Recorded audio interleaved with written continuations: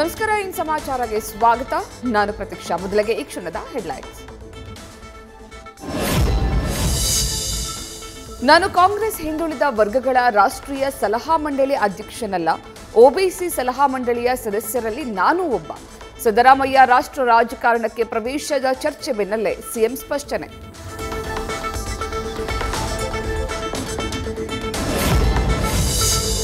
ಹಸ್ತದಲ್ಲಿ September ಕ್ರಾಂತಿ ಚರ್ಚೆ ಬೆನ್ನಲ್ಲೇ ರಾಜ್ಯಕ್ಕೆ ಸುರ್ಜೇವಾಲಾ ರೀ ಎಂಟ್ರಿ. ಇಂದಿನಿಂದ 3 ದಿನ 60ಕ್ಕೂ ಹೆಚ್ಚು ಶಾಸಕರ ಜೊತೆ ಮತ್ತೊಂದು ಸುತ್ತಿನ ಸಭೆ. ಕೈ ಶಾಸಕರ ದೂರನ್ನ ಹೈಕಮಾಂಡ್ಗೆ ಸಲ್ಲಿಸುವ ರಾಜ್ಯ ಕಾಂಗ್ರೆಸ್ ಉಸ್ತುವಾರಿ.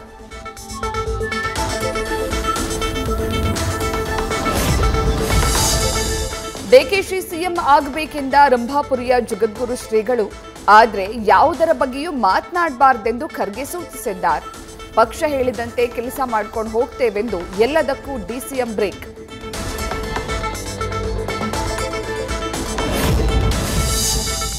ಭಾರಿ ಮಳೆಗೆ ನೋಡ್ತಿದ್ದಂತೆ ಕುಸಿದು ಬಿದ್ದ ಮನೆ. ಉತ್ತರ ಕನ್ನಡದ ಶಿರಸಿಯ ಮೊರಾಟಿಕೊಪ್ಪದ ಜೋಡುಕಟ್ಟೆ ಬಳಿ ಘಟನೆ.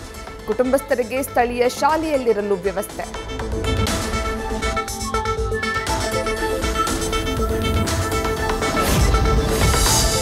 ಕೊಡಗು ಜಿಲ್ಲೆಯಲ್ಲಿ ಮುಂದುವರೆದ ಭಾರೀ ಗಾಳಿ ಮಳೆ. ಅಂಗನವಾಡಿ ಸೇರಿದಂತೆ ಶಾಲಾ ಕಾಲೇಜುಗಳಿಗೆ ಇಂದು ರಜೆ ಘೋಷಣೆ. ವಿದ್ಯಾರ್ಥಿಗಳ ಹಿತದೃಷ್ಟಿಯಿಂದ ರಜೆ ಘೋಷಿಸಿದ ಜಿಲ್ಲಾಧಿಕಾರಿ.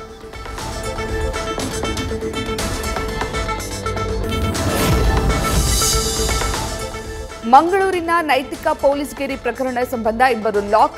ಆರೋಪಿಗಳನ್ನು ವಶಕ್ಕೆ ಪಡೆದ ಪುತ್ತೂರು ನಗರ ಪೊಲೀಸರು. ಆರೋಪಿಗಳ ವಿಚಾರಣೆ ನಡೆಸಿ ನ್ಯಾಯಾಲಯಕ್ಕೆ ಹಾಜರುಪಡಿಸಲಿರುವ ಪೊಲೀಸರು.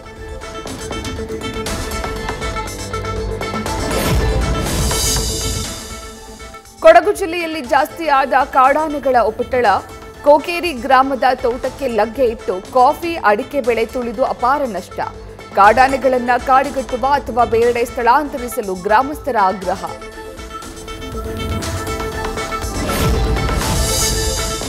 ಇನ್ಮುಂದೆ ಮೆಡಿಕಲ್ ಲೀಗಲ್ ಕೇಸ್ ಹಾಗೂ ಮರಣೋತ್ತರ ಪರೀಕ್ಷೆ ಮಾಹಿತಿ ಸಿಗುವುದು ಸಲೀಸು.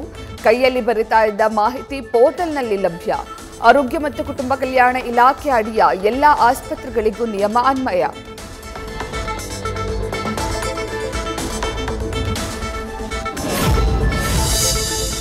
ಮುಸ್ಲಿಮರೇ ಇಲ್ಲದ ಊರಲ್ಲಿ ಅದ್ದೂರಿಯಾಗಿ ಮೊಹರಂ ಆಚರಣೆ.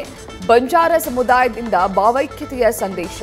ಶಿವಮೊಗ್ಗದ ಶ್ರೀರಿಹಳ್ಳಿ ತಾಂಡಾದಲ್ಲಿ ಹಾಡು ಭಜನೆ ಮೂಲಕ ಮೊಹರಂ ಆಚರಣೆ.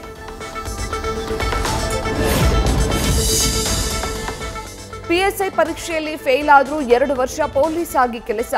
ಸಬ್ ಇನ್ಸ್ಪೆಕ್ಟರ್ ಅಂತ ಹೇಳಿಕೊಂಡು ರಾಜಸ್ಥಾನ ಪೊಲೀಸ್ ಅಕಾಡೆಮಿಯಲ್ಲಿ ತರಬೇತಿ. ಪೊಲೀಸರ ಮಧ್ಯೆಯೇ ಇದ್ದು ಚಳ್ಳೆಹಣ್ಣು ತಿನ್ನಿಸಿದ ಮೂಲಿ ದೇವಿ ಜೈಲಿನ ಮೂಲೆಗೆ.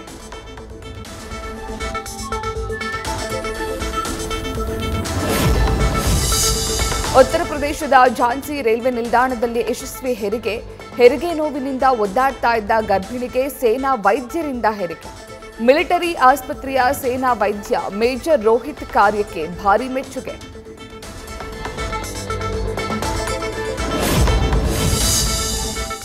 ಯಮ ಪ್ರವಾಹಕ್ಕೆ ಅಮೆರಿಕದ ಟೆಕ್ಸಾಸ್ನಲ್ಲಿ 70ಕ್ಕೂ ಹೆಚ್ಚು ಜನ ಸಾವು. ನೀರಲ್ಲಿ ತರಗೆಲೆಯಂತೆ ಕೊಚ್ಚಿಕೊಂಡು ಹೋದ ಕಾರುಗಳು. ರಸ್ತೆಗಳೆಲ್ಲ ನದಿಗಳಂತಾಗಿ ರಕ್ಷಣೆಗಾಗಿ ಜನರ ಮೊರೆ.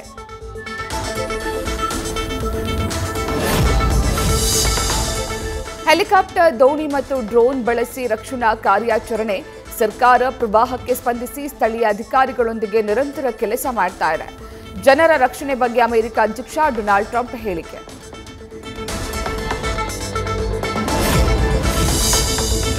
ಇರಾನ್ ಇಸ್ರೇಲ್ ಯುದ್ಧದ ಬಳಿಕ ನೇತನ್ಯಾಹು ಟ್ರಂಪ್ ಮೊದಲ ಭೇಟಿ. ಇಂದು ಅಮೆರಿಕದ ಶ್ವೇತಭವನದಲ್ಲಿ ಮಹತ್ವದ ಮಾತುಕತೆ. ಗಾಜಾ ಪಟ್ಟಿಯಲ್ಲಿ ಕದನ ವಿರಾಮ ಹಾಗೂ ಇರಾನ್ ಸಂಬಂಧಿ ವಿಷಯಗಳ ಕುರಿತು ಚರ್ಚೆ.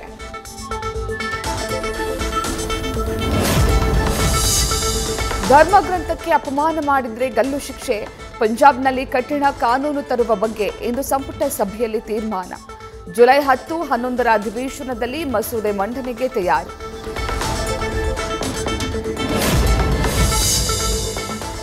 ಕೇರಳದಲ್ಲಿ ಕೆಟ್ಟು ನಿಂತ F-35B ದುರಸ್ತಿಗೆ ತಜ್ಞರ ಆಗಮನ. ಬ್ರಿಟನ್ನ 24 ಜನರ ತಂಡದಿಂದ ಯುದ್ಧ ವಿಮಾನದ ಪರಿಶೀಲನೆ. ಸ್ಥಳೀಯವಾಗಿ ದುರಸ್ತಿ ಅಥವಾ ಸ್ಥಳಾಂತರ ಮಾಡುವ ಬಗ್ಗೆ ನಿರ್ಧಾರ.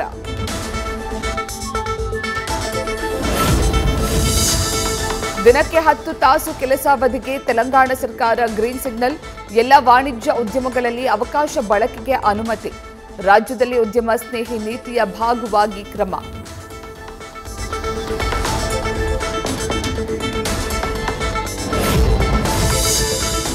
ಬೆಂಗಳೂರು ಸಾರಿಗೆ ವ್ಯವಸ್ಥೆಯಲ್ಲಿ ಕ್ರಾಂತಿಗೆ ಮುಂದಾದ ಕೇಂದ್ರ ಸಚಿವ ಗಡ್ಕರಿ ಶೀಘ್ರದಲ್ಲೇ ಹೈಪರ್ ಲೂಪ್ ಮಿನಿ ರೈಲು ಹಾಗೂ ಮೋನೋ ರೈಲಿನಂಥ ಪಾಡ್ ಟ್ಯಾಕ್ಸಿ ಸೇವೆ. ಬೆಂಗಳೂರು ಚೆನ್ನೈ ನಡುವೆ ದೈತ್ಯ ಎಲೆಕ್ಟ್ರಿಕ್ ಬಸ್ ಸಂಚಾರ.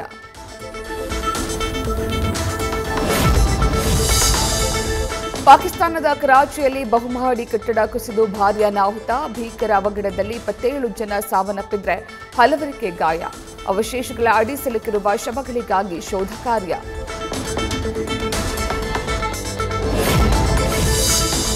ಇಂಗ್ಲೆಂಡ್ ವಿರುದ್ಧದ 2ನೇ ಟೆಸ್ಟ್ ಪಂದ್ಯದಲ್ಲಿ ಭಾರತಕ್ಕೆ ಭರ್ಜರಿ ಗೆಲುವು.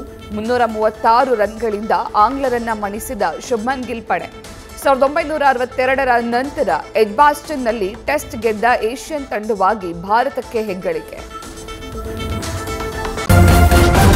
ನ್ಯೂಸ್ ಫಸ್ಟ್ ನಿರ್ಭೀತಿಯಿಂದ ನಿಮ್ಮ ಪರವಾಗಿ.